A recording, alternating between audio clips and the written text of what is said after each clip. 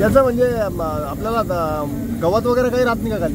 चक बारीक असलं तर जमिनीत मिक्स होऊन जाईल, मोठा असलं तर उकरून बाहेर येणार.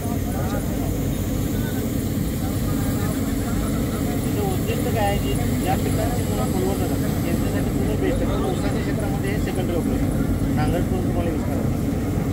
बाकीच्या तुम्ही डायट मारा, काय अडचण नाही. करू शकता.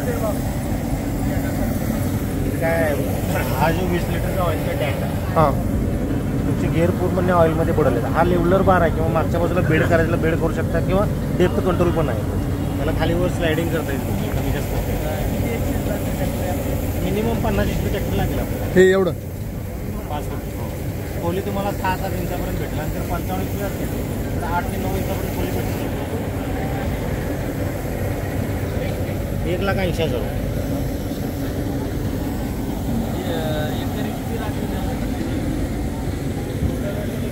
ठीक आहे.